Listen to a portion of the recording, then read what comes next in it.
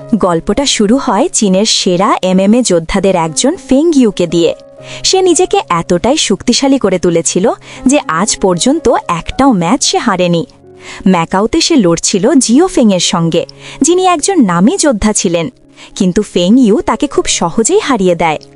ম্যাচটা সরাসরি সম্প্রচারিত হচ্ছিল, আর ফেং ইউর খ্যাতি আর জনপ্রিয়তা দ্রুত বাড়তে শুরু করল। কিন্তু আশ্চর্যের বিষয়, এই জয়ের পরও সে খুশি ছিল না। রিংয়ের মাঝখানে দাঁড়িয়ে তার মন তখনও অতীতের চিন্তায় ডুবেছিল। তার দাদু ছিলেন এক ধনী ব্যবসায়ী, যিনি কখনোই চাননি ফেং ইউ একজন যোদ্ধা হোক। তিনি বিশ্বাস করতেন তার নাতনি একদিন পারিবারিক ব্যবসার দায়িত্ব নেবে। ছোটবেলা থেকেই তার কাঁধে ছিল প্রত্যাশার ভার, কিন্তু সে পরিবারের বিরুদ্ধে গিয়ে নিজের পথ বেছে নিয়েছিল। সে যোদ্ধা হওয়ার সিদ্ধান্ত নেয়, আর সেই কারণেই দাদু সবসময় তার উপর রাগ করতেন। এবার গল্পটা ঘুরে যায় অন্যদিকে।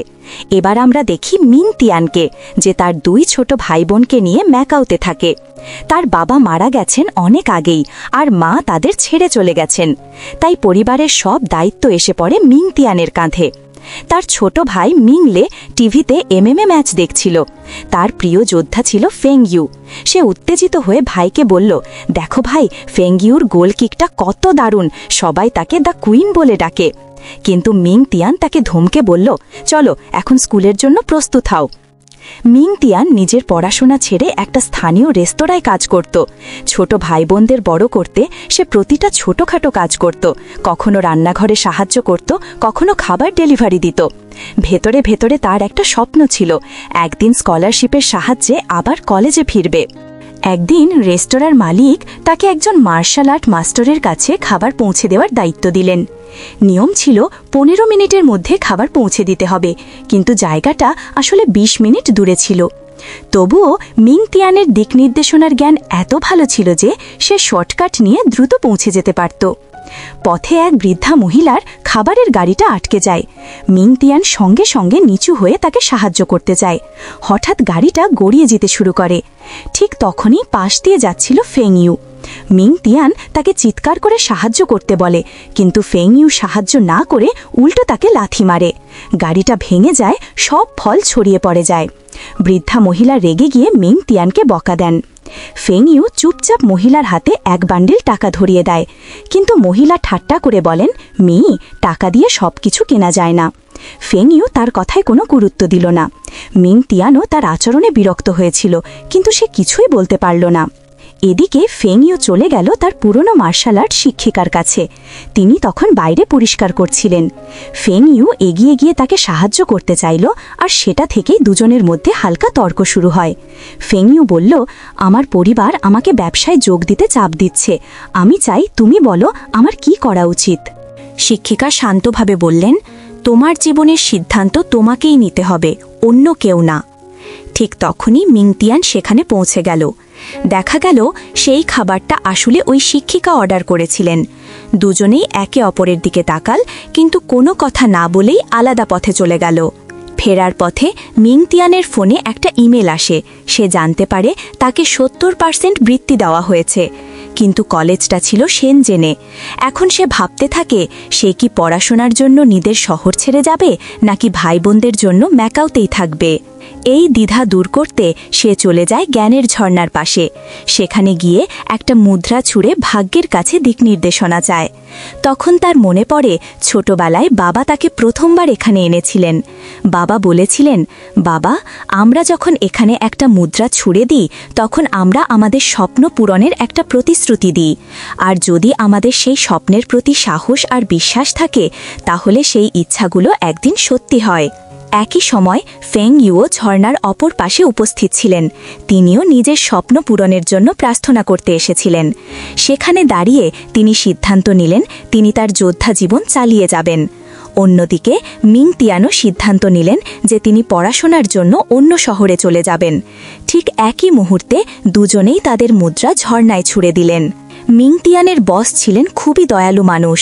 যাওয়ার আগে তিনি মিং তিয়ানের জন্য এক দারুণ ডিনারের আয়োজন করেন এবং হাসি মুখে বলেন, মিংতিয়ান, শেনজেন শহরে কেএফসিতে আমার এক বন্ধু কাজ করে।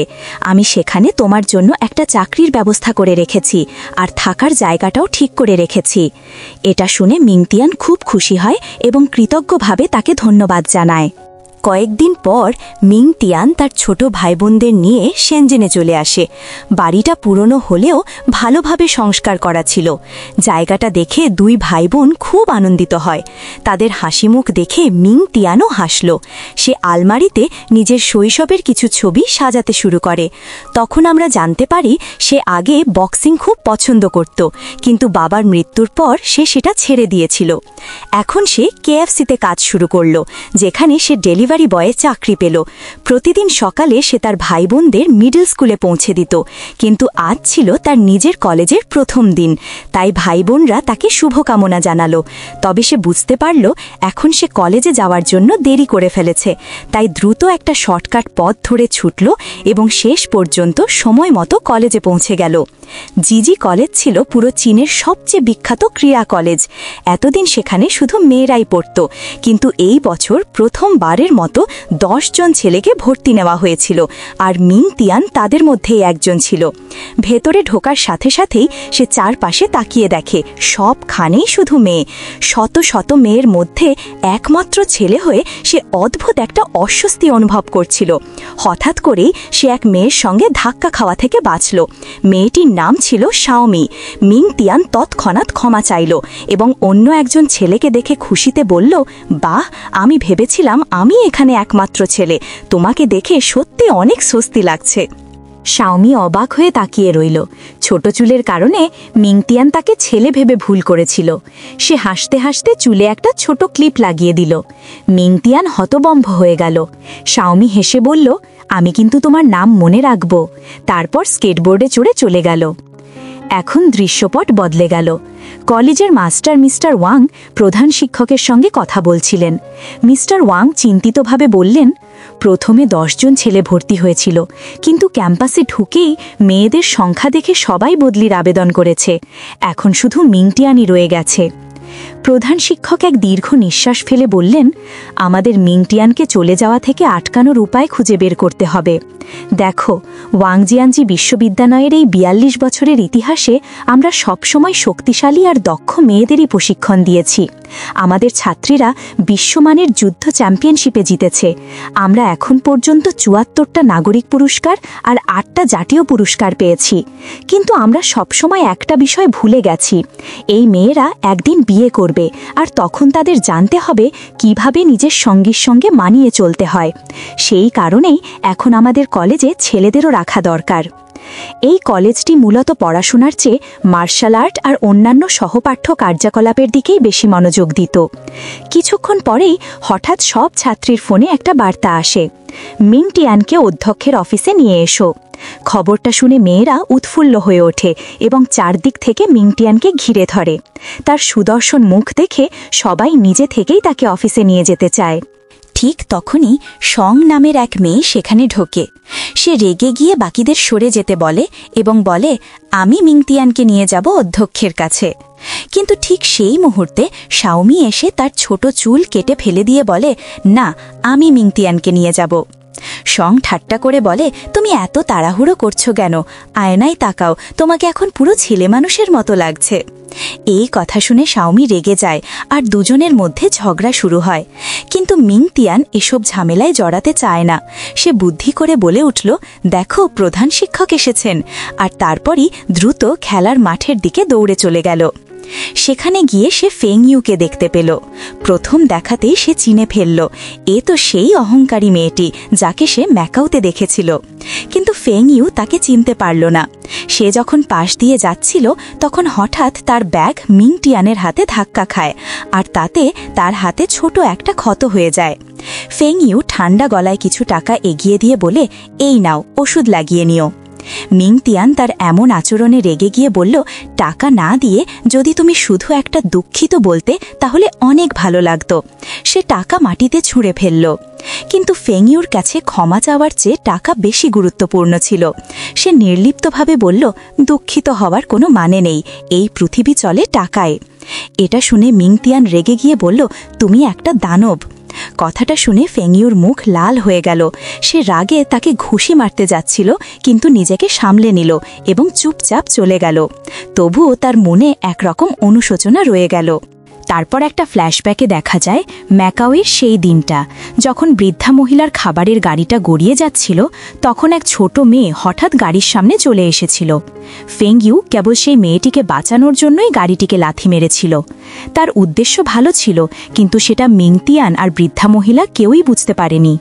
এরপর দেখা যায় ক্লাসরুমে মিংতিয়ান এখন মেয়েদের মাঝখানে বসে মনোযোগ দিয়ে পড়াশোনা করছে। মেয়েরা চুপচাপ তার দিকে তাকিয়ে আছে, কিন্তু সে তাদের দিকে তাকাতেই সবাই মুখ ফিরিয়ে নেয়। সে বুঝতে পারছিল না ওরা সত্যিই তার দিকে তাকাচ্ছে নাকি এটা শুধু তার কল্পনা। এদিকে দৃশ্য বদলে যায়। দেখা যায় এক নুডলস রেস্তোরাঁয়, যেখানে সান হাও নামে এক ছেলে তার মাকে দোকান চালাতে সাহায্য করছিল। ঠিক তখনই দুটা ছেলে এসে নুডলস খারাপ বলে হট্টগোল শুরু করে। সান হাওয়ের মা চেয়েছিলেন ঝামেলা এড়িয়ে যেতে, কিন্তু সান হাও দৃঢ় গলায় বলল, তোমরা যদি ঝগড়া করতেই চাও তাহলে অন্য একদিন বাইরে দেখা করো, এখানকার শান্তি নষ্ট করো না। ওরা গালাগালি করতে করতে বেরিয়ে যাচ্ছিল, কিন্তু যাওয়ার সময় এক ছোট কুকুরছানাকে লাথি মারে। এটা দেখে সান হাওয়ের রক্ত গরম হয়ে ওঠে, কারণ সে প্রাণীদের খুব ভালোবাসত, আর কেউ তাদের কষ্ট দিলে সে নিজেকে নিয়ন্ত্রণে রাখতে পারত না। তার মা জানতেন এবার ঝগড়া আটকানো যাবে না, লড়াই অনিবার্য। পরের মুহূর্তেই সান হাও একসাথে তাদের দুজনকে আক্রমণ করে। এদিকে আমরা দেখি শাওমি আর ফেংইউ বক্সিং ক্লাবে অনুশীলন করছে। তারা দুজনই ভালো বন্ধু ছিল এবং বক্সিংয়ের প্রতি খুব আগ্রহী ছিল, কিন্তু সেদিন ফেংইউকে বেশ মনমরা লাগছিল। শাওমি বুঝতে পারল কিছু একটা ওকে ভেতর থেকে কষ্ট দিচ্ছে।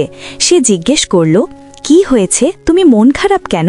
ফেংইউ ধীরে উত্তর দিল, মিংতিয়ানের সাথে আমার ঝগড়া হয়েছে, সে আমাকে দানব বলেছে।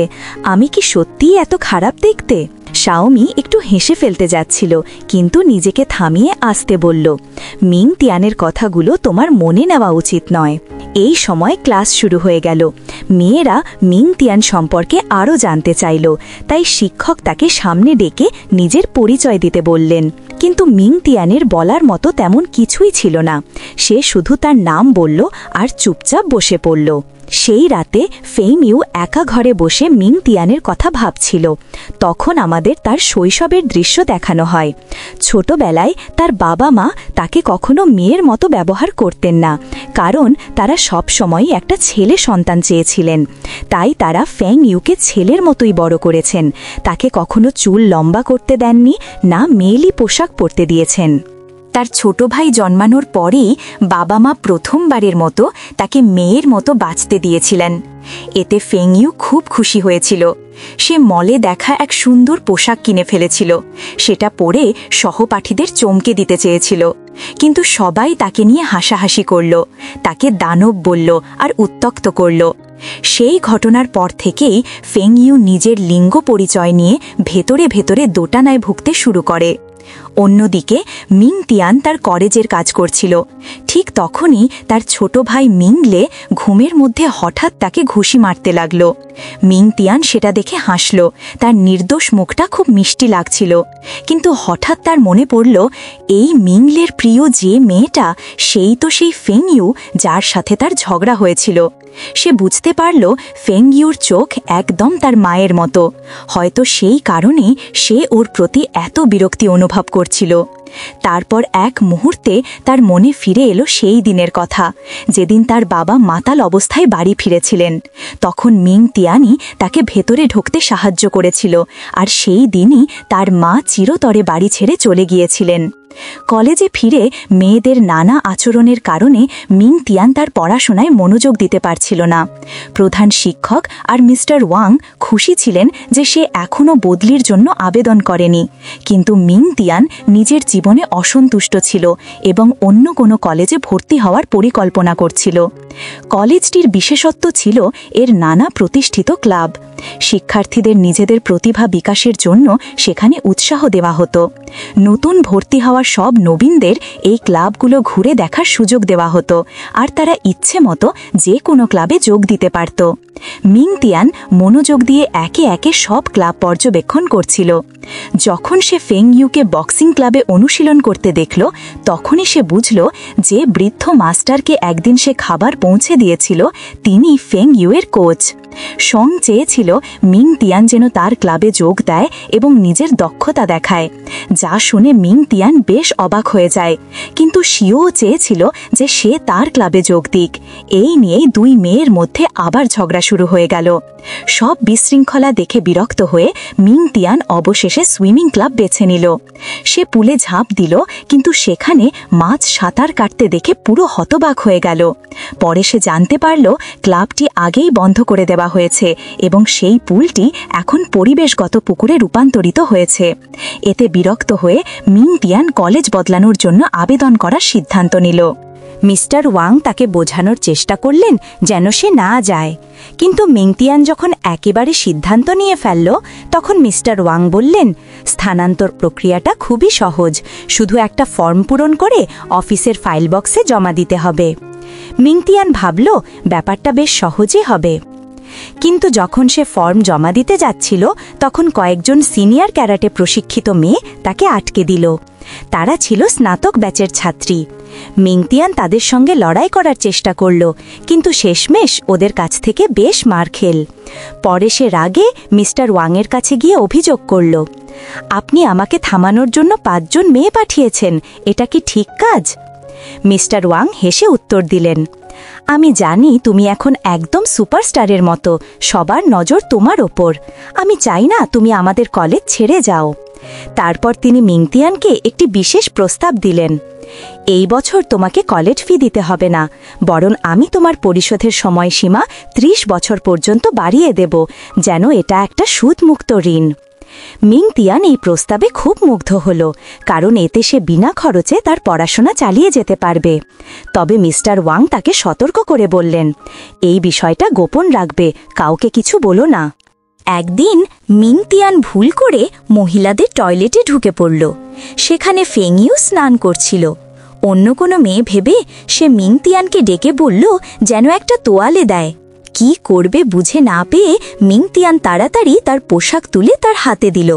কিন্তু যখন ফেং ইউ বুঝল যে ওটা মিং তিয়ান, তখন রাগে চিৎকার করে তাকে টয়লেট থেকে বের করে দিল। ঠিক তখনই শাওমি ভেতরে ঢুকল এবং পুরো ঘটনাটা ভুল বুঝে ফেলল। তবে তারা দুজনেই দ্রুত পরিষ্কার করে বলল যে আসলে কিছুই ঘটেনি, আর মিং তিয়ান তাড়াতাড়ি সেখান থেকে বেরিয়ে গেল। এরপর দৃশ্যপট চলে যায় কলেজের ক্যান্টিনে। শাওমি ফেং ইউকে নিয়ে আইসক্রিম কিনতে গেল, কিন্তু সেখানে তাদের দেখা হয় সঙের সঙ্গে এবং তারা দুজনেই একই স্ট্রবেরি ফ্লেভার চাইতে গিয়ে ঝগড়ায় জড়িয়ে পড়ল। এদিকে মিং তিয়ান খাবার পৌঁছে দিতে যাচ্ছিল, ঠিক তখনই সে দেখতে পেল দুজন গুন্ডা এক ছেলেকে টেনে নিয়ে যাচ্ছে। কিছু একটা সমস্যা হয়েছে বুঝে সে দৌড়ে গিয়ে ছেলেটিকে বাঁচানোর চেষ্টা করল, কিন্তু উল্টো সেই ধরা পড়ে গেল। গুন্ডারও তাকে ধরে নিয়ে গেল এক খোলা মাঠে এবং সেখানে তাকে মারধর করতে শুরু করল। এদিকে ফেং ইউ দূর থেকে ঘটনাটা দেখতে পেল এবং সঙ্গে সঙ্গে তার বন্ধুদের নিয়ে সেখানে ছুটে এলো। তারপর শুরু হলো মেয়েদের সঙ্গে গুন্ডাদের এক তীব্র লড়াই। এক সময় এক গুন্ডা পেছন থেকে সঙের উপর আঘাত করতে যাচ্ছিল, কিন্তু মিং তিয়ান দ্রুত এগিয়ে এসে একটা শক্ত লাথি মেরে তাকে থামিয়ে দিল। সং হতবাক হয়ে গেল। তারপর আনন্দে মিং তিয়ানের দিকে তাকিয়ে হাসল। সে সবাইকে ধন্যবাদ জানালো এবং বুঝল যে এই কলেজ আসলে এত খারাপ নয়। অবশেষে সে সিদ্ধান্ত নিল যে পরের 4 বছর এখানেই পড়াশোনা করবে। মিস্টার ওয়াংও তার এই সিদ্ধান্তে খুব খুশি হলেন। ভিডিওটি ভালো লাগলে চ্যানেলটিকে লাইক আর সাবস্ক্রাইব করে দিও, আর কমেন্টে জানাতে ভুলো না তুমি কোন ধরনের মুভি রিভিউ চাও। ধন্যবাদ, আবার দেখা হবে, বাই।